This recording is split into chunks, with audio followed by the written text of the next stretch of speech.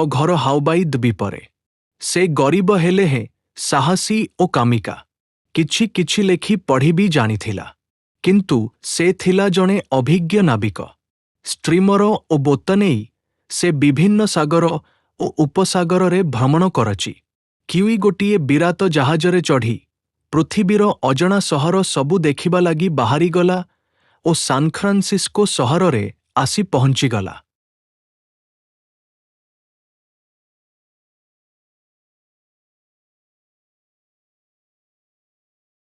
San Francisco ସହରଟି ଦେଖିବାକୁ ଖୁବ୍ ସୁନ୍ଦର। ପାଖରେ ପୋତାଶ୍ରୟ ଓ ସହର ମଝିରେ ଛୋଟ ପାହାଡ଼ଟିଏ। ପାହାଡ଼ର ଚାରିପଟେ ଅନେକ ସୁନ୍ଦର ସୁନ୍ଦର କୋଠାଘର। ଦିନେ କିୱି ଆନନ୍ଦରେ ପାହାଡ଼ ଉପରେ ଘୂରି ବୁଲୁଥିଲେ।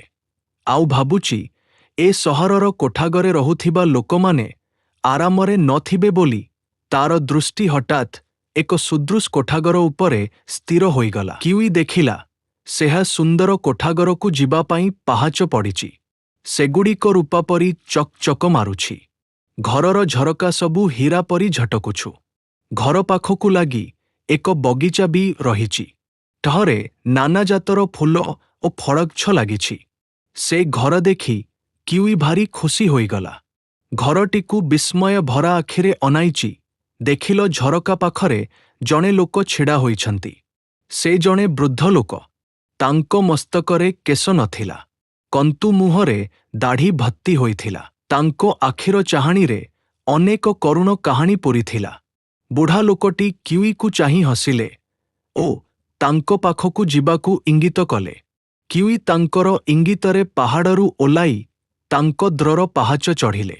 ଗୃହକର୍ତ୍ତା ନଜେ ଆସି କିୱିକୁ ଦୁଆର ମୁହଁରୁ ପାଛୋଟି ନେଲେ। ଘର ଭିତରକୁ ଯାଉ ଯାଉ କହିଲେ, ମୋର ଏ ଘରଟି ବୋଧହୁଏ ତୁମର ଖୁବ୍ ପସନ୍ଦ ହୋଇଛି। ବୁଲି ଦେଖିବାକୁ ଚାହିଁକି? କିୱି ରାଜି ହେବାରୁ ତାକୁ ଘରଯାକ ବୁଲାଇ ଦେଖାଇଲେ। ଗୃହକର୍ତ୍ତାଙ୍କ ସଙ୍ଗରେ କିୱି ଗୋଟାଏ ପରେ ଗୋଟିଏ କୋଠରୀ ବୁଲି ଦେଖୁଥାଏ। ସେ ଘର ଦେଖି କିୱି ଖୁବ୍ ଆଶ୍ଚର୍ଯ୍ୟ ହୋଇଯାଉଥାଏ। ଘର ଦେଖା ସରିବା ପରେ କିୱି ଗୃହକର୍ତ୍ତାଙ୍କୁ କହିଲେ, ଘରଟି ସତରେ ଖୁବ୍ ଚମତ୍କାର ହୋଇଛି। ଏପରି ଘରେ ରହିଲେ ଯେକୌଣସି ଲୋକ ନିଜକୁ ଧନ୍ୟ ମନେ କରନ୍ତା। ମୁଁ ଖୁବ୍ ଆନନ୍ଦରେ ରହନ୍ତି। କିନ୍ତୁ ଦେଖୁଛି ଆପଣଙ୍କ ମନରେ ସୁଖ ନାହିଁ। ଏହାର କାରଣ କ'ଣ? ଏହା ଶୁଣି ବୃଦ୍ଧ ସଙ୍ଗେ ସଙ୍ଗେ କହିଲେ, ତୁମେ ଯଦି ଚାହୁଁଥାଅ ଏହାଠୁ ବଳି ସୁନ୍ଦର ଘର ପାଇପାରିବ, ତେବେ ତୁମ ପାଖରେ କିଛି ଟଙ୍କା ପଇସା ଅଛି ତ? ମୋ ପାଖରେ କିନ୍ତୁ ମାତ୍ର $50 ଅଛି। କିୱି କହିଲା, ତୁମ ପାଖରେ ବେଶୀ ଧନ ନାହିଁ, ଏହା ଅବଶ୍ୟ ଦୁଃଖର କଥା।